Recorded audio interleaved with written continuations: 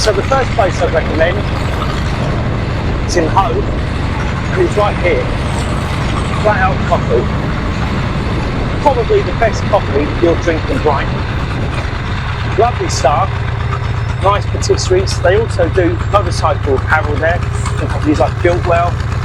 And every month in the summer they organise ride-outs. Normally, if it's not 1 degree, middle of winter, normally you'll see some really cool bikes outside. There's not the old classic Triumphs, custom choppers, things like that. As well as modern bikes, petrol patches or whatever.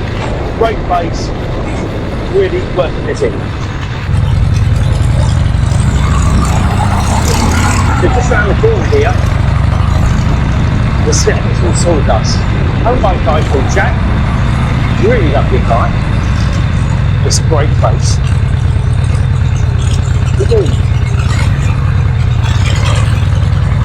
There he was in the window.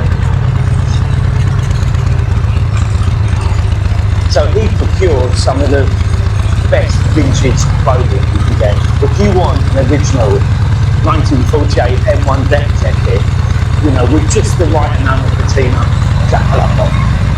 He also has coffee. It's a cool shop. So you'll find normally, when it's not 1 degrees, as it is today, freezing cold, normally you'll find old British bikes out there, choppers, basically, it's a shit. It's really cool. So Salvage Sawdust at 7 Dials, Flatout Coffee on Hove Lawns, my 2 recommendations for places to visit if you're in the top ship.